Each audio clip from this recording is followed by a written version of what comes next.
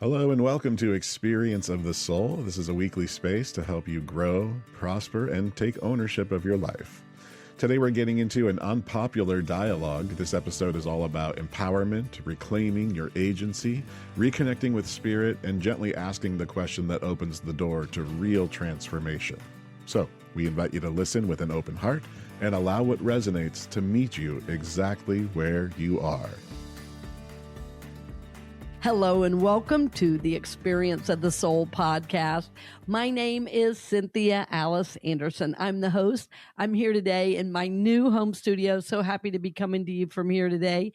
And I'm here with my producer, Mr. Sean Kilgore. And nice to have you, Sean. Oh, it's great to be here. A happy New Year to everybody. I know, this is our second episode of 2026 and really excited about the direction that we're heading in. This is episode 395 of the Experience of the Soul. And this is, of course, Monday, January 12th, but you might be joining us at any time. So welcome. Thank you for joining us whenever you might be listening or watching. We appreciate you being here. Before we jump into today's show, as always, we want to bring you this week in spiritual history. So, of course, we talked a little bit about this, I think, last week, but by mid-January, the new year is no longer kind of theoretical. No we're living in it, right? It's happening. So we talked about some of those New Year's resolutions already feel maybe a little bit shaky. That's okay, right? You're not alone. There's a well-known study that you actually mentioned the other day about how most resolutions kind of fall away by the 7th of January. So not as a failure, but as a, we want to bring that up just as a reminder to really choose sacred intention over pressure. Something again that you've mentioned a couple of times. So I just want to bring that back around. Oh, no. I'm glad you did. As we're in the new year, and like you say, we're halfway through January already, and I think for all of us, Sean, life seems so busy right now that to make time for your sacred intentions is so important. Otherwise, life just goes on and things grab our attention. So I think it is important to bring it up. It's like whatever you give your attention and intention to, this is what we manifest more of. So, I mean, it takes a great deal of discipline, really. So we're here as a gentle reminder, not a push, but like a little nudge, right. like we love you, we bless you. Don't forget to remember who you are, as we keep saying. Yes. In the new year. Yeah. What's interesting is that many of these different spiritual traditions that we talk about in this segment around the world, they don't really treat January as a time of like forcing big change at all. There's the festivals like the ones we're going to talk about in today's segment. Mm-hmm. They sort of honor the return of light and warmth and courage and devotion, not instant transformation, which we, kind of tend to make the new year about, but turning the season toward what will eventually grow. It's funny. Like I saw this thing on social media the other day and said something like, winter has always been a time for reflection and restoration and tending to our inner fire and feeding the roots beneath the surface. And the earth's true new year arrives in spring, when light returns and the soil warms and life emerges. Absolutely. Yeah. Mm-hmm. And this year we got a little time. We know that doesn't happen until March 20th for us here. So if your resolutions aren't holding, that's okay, right? Sacred intention often moves more slowly, and it's guided by patience and rhythm and trust and all those things, all those qualities we are always speaking about. Yeah. So that said, let's jump into it. So tomorrow, Tuesday, January 13th, is what's known as Lohri. This is celebrated primarily in northern India. Lohri marks the end of winter and honors the return of light, warmth, and longer days. For those in India, they light bonfires, they sing songs, and gratitude is offered for abundance and protection. Spiritually, Lohri reminds us to celebrate survival and to honor the light that carries us through the colder seasons of life. Yeah, I thought that was beautiful. Well, it is. And it's funny for us in Florida. I think that's another reason we have a different feel at the beginning of the year, too, is, we're not in the winter months where everything is dying. Like I really connected with that differently when I lived in Kansas City and there was snow and, ice everywhere. So, yeah. Yeah. This Wednesday, January 14th, is what is known as Makar Sankranti. This is in the Hindu tradition. Makar Sankranti celebrates the sun's shift into Capricorn. So this symbolizes movement again toward longer days and renewed energy. So, we can see, kind of universally, we're all kind of moving in the same direction. This is considered a highly auspicious time for clarity and generosity and spiritual practice. This day invites us to consciously shift direction toward what nourishes our growth. Amen. Wow. That's a good one. Now we turn to the Sikh tradition. Also this Wednesday, the Magi commemorates courage and sacrifice and steadfast faith. This is Maji. I'm sorry, I think I pronounced that incorrectly. Maji. So this is honoring those who stood firm in their spiritual commitments. It's a powerful reminder that integrity and devotion often show themselves most clearly in difficult moments. I'm going to say that again because that actually resonates with me. Integrity and devotion often show themselves most clearly in difficult moments. Wow, true. That's very true, isn't it? Yeah, and the courage leaves a lasting imprint. Yeah. Beautiful. This Saturday, January 17th, is the feast of Saint Anthony the Abbot. So this is known as the patron saint of animals and spiritual seekers. Saint Anthony is remembered for choosing simplicity and prayer and inner stillness. His life encourages us to step back from excess and reconnect with what is essential, listening for the quiet wisdom that emerges in solitude and silence. Beautifully said. Yeah. And this was a really funny just for fun day because of everything that we talked about. But this Saturday, January 17th, is actually Ditch New Year's Resolutions Day. It's an actual day. Like they say, okay, everybody, we're done. A playful reminder that growth doesn't require rigid rules. Growth doesn't require rigid rules. Sometimes the most spiritual act is self-compassion. Yes. Yes. Adjusting expectations and choosing grace over guilt. Yes. Well, and again, Sean, it harkens back to exactly what we were saying, which is if you're coming from the spirit and soul, there's not going to be guilt because they're not these resolutions that are impossible to reach. I mean, when I hear some of the things people expect that they can do with, zero support on some of these things, or enough knowledge to make them happen. Oh, I want $1 million. I want to lose 50 pounds in 2 months or 3 months or whatever. Those are not realistic, and the spiritual work, which does guide us forward, really helps us. But it is a long process, and everybody wants a quick fix. And, the problem with those quick fixes is they quickly unfix too. So, they're not lasting, unfortunately. Yeah. So it is a great reminder about the resolutions. I think it's kind of funny, really. Yeah, me too. So, friends, something to think about as the year settles in. What would it look like to move forward with warmth, courage, and kindness toward yourself as much as toward others? Beautiful. Yeah. And with that, friends, welcome officially episode 395 of Experience of the Soul. This is an unpopular dialogue. Well, yes, friends, welcome again and Happy New Year again. I am really excited about the new year and all that we're going to be bringing to you on the channel. We were just talking about before coming on air the upcoming live episode in person. So anyway, we'll tell you more about that as the time approaches.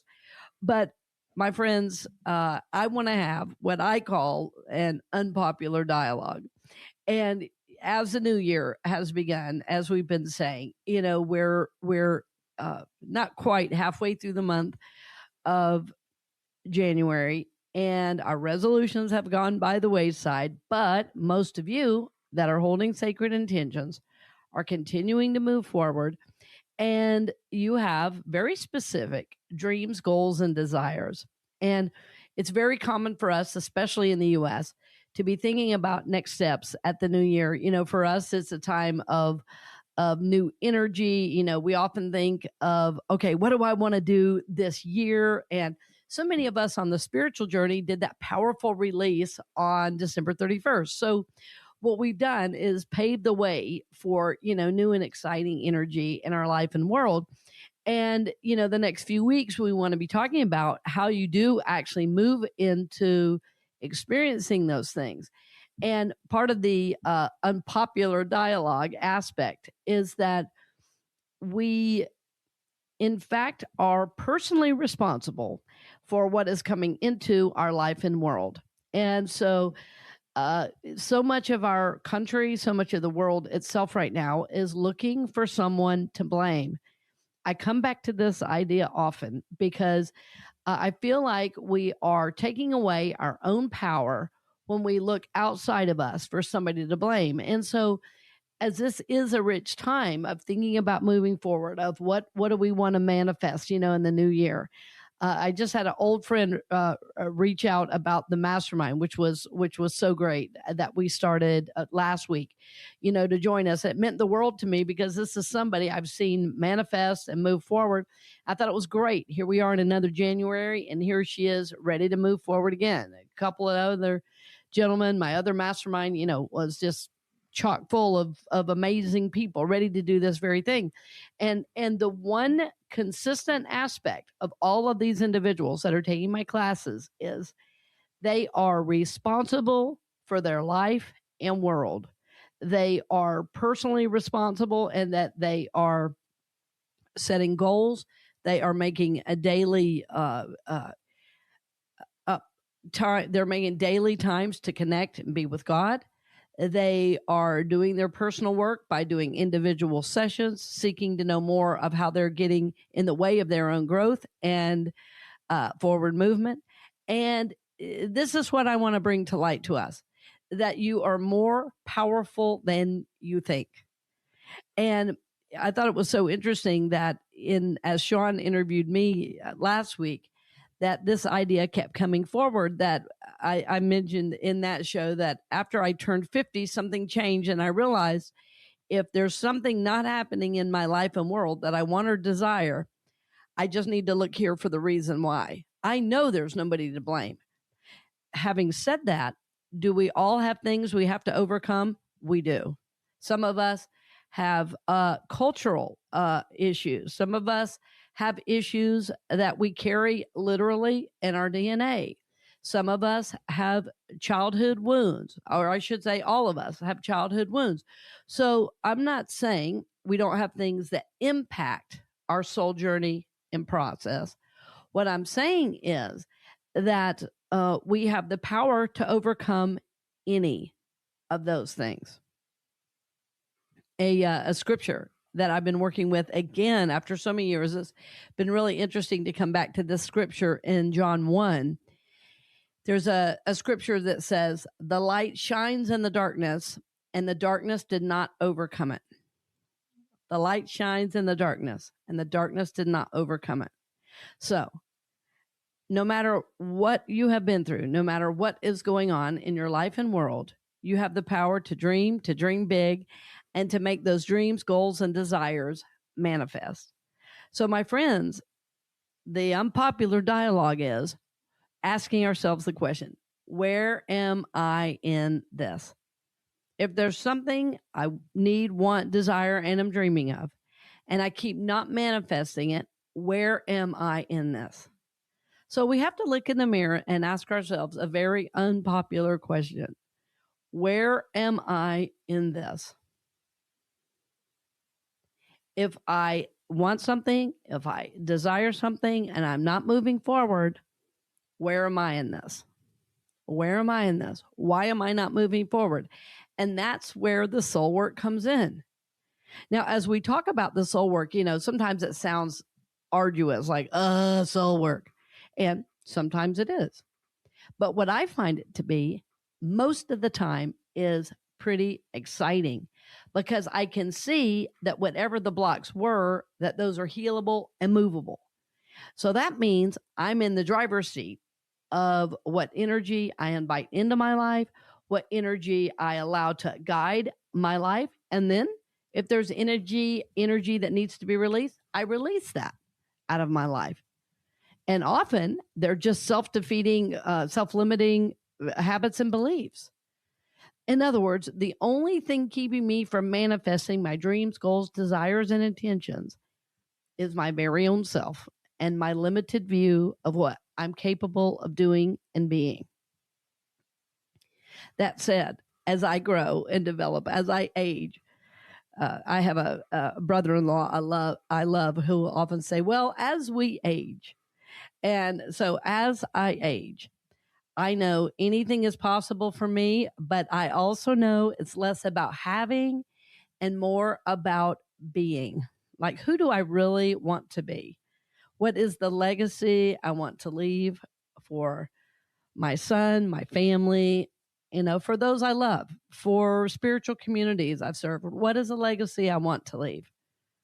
So it's not up for me in my dreams, goals, desires, and intentions. It's not so much about getting, even though there's nothing wrong with having.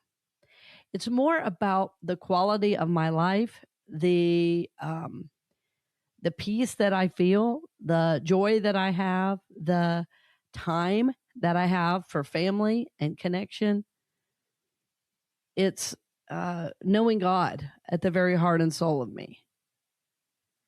So, my friends, I hope you're connecting with us. I hope you're understanding what I mean. Anything is possible for me. My dreams, goals, desires, intentions, all can be made manifest. And if they are not coming forward for me, the work is with me. The work is with me.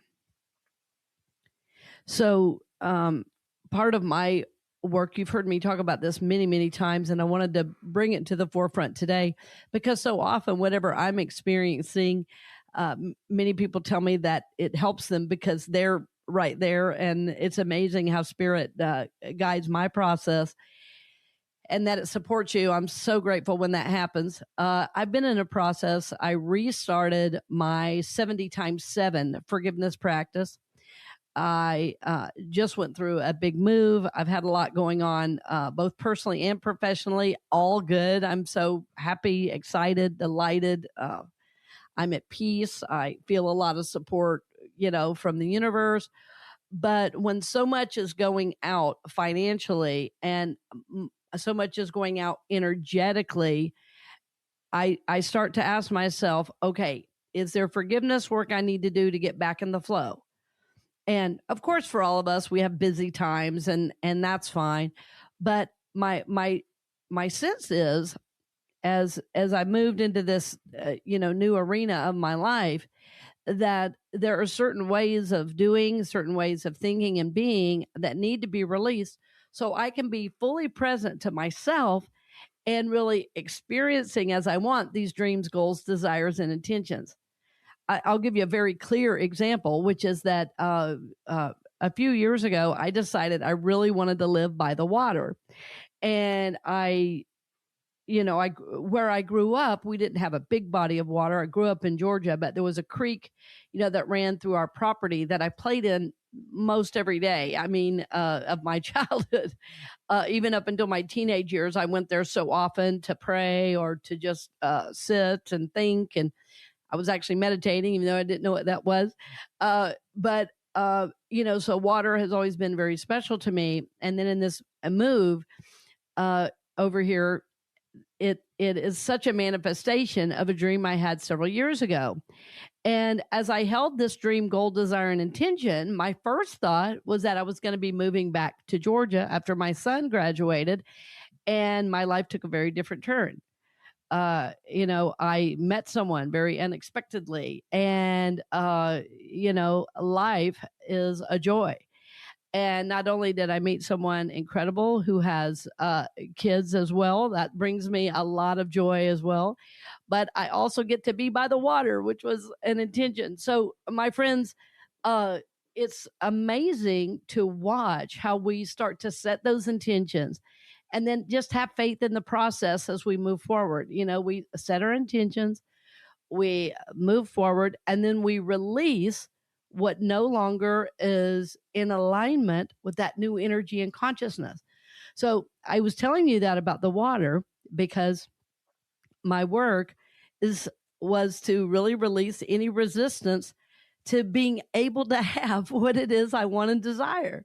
It's like, it's okay to be happy. Life does not have to be a struggle. I get to be happy. I get to be at peace. I get to have joy. I get to have more family right here with me. I get to have more kids in my life that bring me a lot of joy. I get to be close to my job. I get to have the many, many things that I want and desire. Right. And so the forgiveness is like it's almost, what's the word? It almost helps me accept the good that I'm experiencing and not resist it. And I don't know why it's hard for me to resist good for my life, but sometimes it is. Sometimes it's hard for me to accept the good in and just enjoy it. So the forgiveness of the past, the forgiveness of uh, former thought forms, the forgiveness of myself for times I've missed the mark in my life or in my decisions or as a parent. Anyway, it's been very, very powerful to do this forgiveness work. So the work I did, because I'm still really in the process, but the work I did before leaving Orlando was to take Orlando up the 7 steps of release that we've talked about so often of Jane Elizabeth Hart. And then the work now that I'm here on the coast, the work is to do my 70 times 7. And so every day I am writing the words, I forgive myself totally and completely. And I'm writing that 70 times for 7 days. And after that, I've got another process right behind it. So, my friends, I want to enjoy all the good that God has for me. If I'm wishing something else was going on, if I'm not present to the good I have right here, right now, if I cannot release old thought forms and old resistance to my happiness, then I can't fully be here now. And so this is what I want to do. So as we're moving into more dreams, goals, desires, and intentions, especially because of the time of year it is, I want to really encourage you to search your heart and ask. Again, I'm repeating this on purpose. Where am I in this? Is there something I am needing to release? Is there something I am holding on to unconsciously that needs my attention? It might need your attention financially. It might be mentally. It might be emotionally. It might be spiritually. Is there something I'm holding on to that needs to be released into the light of God? And as we release it, to forgive it, and release it with love, forgiveness, and blessings into the light. So if there's something you desire and it's not coming forward, forgiveness is the key. Forgiveness is the key. And if this is for you very personally, you know, that there are dreams, goals, and desires that you just can't seem to move forward on, I want you to start the forgiveness work with yourself. Having said this, my friends, I know that God has already forgiven you. And on some level, you know this. But there is something that happens. It's almost magical to me, the power of forgiveness. Because as we forgive ourselves, what we're really doing is inviting unconditional love from the divine in and through us. And it helps us release toxic energy, whatever that may be, and move into more love, more genuine and spiritually based power and energy. And I want you to think about what would be healthier, holding on to old toxic energy or moving into more powerful spiritual based energy. In other words, living from love in a different way towards yourself. Because however you are loving yourself, you are going to love others in the same way.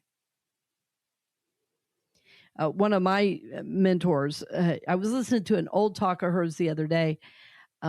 I should mention the talk is so old. It was first on cassette, then on CD, then I put it on my computer. So that's how old the talk is. I think it's from the 90s and it's accurate today. But one of the things she said on there was that we want to say spiritually that we unconditionally love people, but in fact, we can only love people as we love ourselves.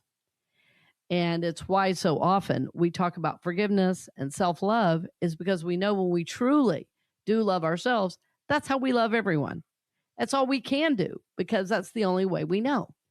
That's the only way we know. So, as you're thinking about, the new year and what you're wanting to manifest, I want you to really be conscious of asking the question, where am I in this?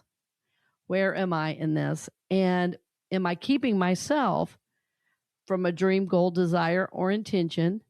Am I giving my power away by being too busy and too distracted by my phone, by my computer, by social media, by talking to friends when I should be focusing on my own work? Where am I in this? Where am I in this? And to ask that unpopular question, because as you do that, the true healing can really manifest for you. You don't need to go and do a lot of spiritual retreats and read every self-help book you can. Even though all those things can be helpful. The most helpful is the work of the soul that you do in the quiet of your very own room, when you shut everything out and you light a candle and you get out a pen and a piece of paper and you pray and you meditate and you do your forgiveness work in the form of journaling and release. This is when life begins to really, really change, and you begin to do the deeper work of the soul. Everything else is talking about the work. And I want to encourage you to be doing the work of the soul. So, my friends, I want the best for you. I want God's best for you. I want God's best for myself. I'm wearing my YHWH t-shirt or sweatshirt today that I mentioned last week on the show. And I love wearing it. I love wearing everything from that company, Kingdom and Will. I love their products because it helps me stay on track spiritually, just to look in the mirror and see it. I love it. So, but if you are wanting to move forward this on your dreams, goals, desires, and intentions, this is a powerful time for you. It's a powerful time because there's already a lot of energy of desire and moving forward and making things new.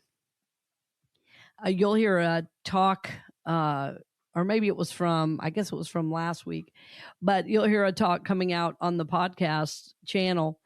I'm doing a series at Unity of Daytona Beach called All Things New. And we're talking about this very thing, about setting your sacred intention, about doing the work of your soul, and about remembering you have the power to change your life for the better.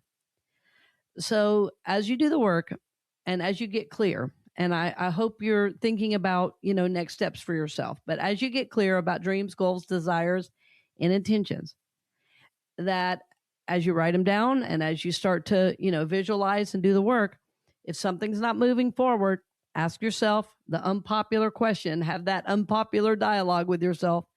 Where am I in this? This will enable you to get honest. It will enable you to grow. It will enable you to heal. And forgiveness is going to be a key in helping you do just that. So if you want more about my forgiveness process, I should mention I do have a book on Amazon called 7 Spiritual Laws of Release.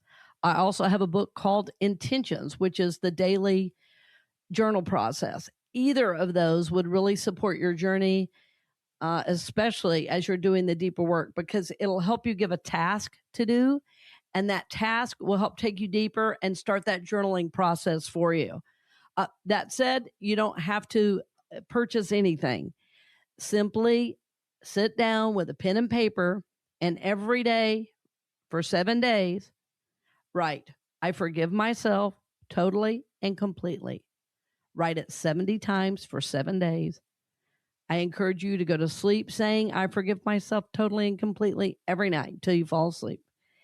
my friends, do the work of the soul and allow this gift of forgiveness to move in and through to help you create the dreams, goals, desires, and intention that you hope to manifest and bring forward in your life. For me, my forgiveness work, one more time, has been to accept all the good God has for me and to forgive myself for any past resistance as I move into good, into wholeness, into living by the water, into a partnership and kiddos and all kinds of new joy and love. So, Sean, were you going to come in and say something here at the end? If I may, I just wanted to pop in and say, as you're listening, if you, whatever podcast platform you're listening on, scroll down into the show description. Towards the bottom, you'll see a link that says Everything RCA. You click that link and you'll see a direct link to shop her books on Amazon if you're interested in doing that. So I just wanted to pop in and say that. I forgot you did that for me, Sean. Thank you. Yeah, totally. And speaking of that, a part of the new good, Sean, I want you to stay in here, is you may see a little bit of a new look on the podcast channel. We're so excited about the new design and feel it is a little bit updated and more indicative of the feel of the show. And even this window with the light shining through behind us. I mean, this is, this is exactly the intention, that the light of God shines in and through us and in and through our listeners. So this is a really powerful time for us on the channel, and we appreciate all of our viewers and listeners, that are with us on this journey. Absolutely. And we would love to hear from you. So again, on your favorite podcast platform, most of them, you'll see the very first thing in the show description, you'll see send us a text. But you can also always reach us by going to the contact page of CynthiaAliceAnderson.com. Yes, and we are back on social media with the podcast channel. Yes, exactly. I totally forgot. Sean, we haven't talked about that yet. Well, we haven't. I was going to tell everybody that Sean didn't care how I felt about it. He said we needed to be out there, but it's great. It's great for me too, because friends, the things I don't like about social media, there are many. But what I do like is that it enables us to stay in touch and people to get supported somewhat spiritually and make them aware of my work. All we want to do, my friends, is reach people around the world. We're happy that we get to make a living that way too. But friends, this is a labor of love. I can't tell you how many months I've gone without pay to make sure that the message is getting out there. We believe strongly that you're a soul. We believe that if you just can remember who you are, that you will live a life of goodness, wholeness, abundance, and peace, and be a blessing to the world, which of course is what we all want and need at this time. So anyway, absolutely. Sean's doing it. You can find us. You can find us on Facebook and Instagram as Experience of the Soul podcast channel. Yes. I just wanted to put that out there, and I don't really do a personal page. If there's one still sitting there, it's only because it has to be. But we really, we just want to get you the message, my friends. You probably don't want to see a picture of every puppy picture I have. So, or every, I don't know. every plate of food I eat, I don't know. I do plate well. I enjoy cooking, but other than that, yeah. Anyway, friends, this is our hope for you, that you're having a great new year. I hope that our principles are supporting your journey. And, as we move forward, you're going to hear more this month about, faith in the process, moving forward on your journey, and just trusting the love of God is there for you as you continue to do the work of your soul. So, my friends, thank you for joining us today. As always, we love you. We bless you. Thank you for listening, and blessings on the journey. Thank you for joining us for this episode of the Experience of the Soul podcast with Cynthia Alice Anderson. This show is made possible by listeners like you, and your support helps keep these conversations available to all. If this podcast has supported you, you're invited to share it with someone you love or support the show at CynthiaAliceAnderson.com/donate. Produced by Kilgore Creative and a production of the Soulworks Group Incorporated. We are so grateful for you, and we are holding you in prayer for God's highest and best in your life. Blessings on the journey. You're listening to the Experience of the Soul podcast channel, bringing you inspiration, teachings, and practices to support your spiritual journey.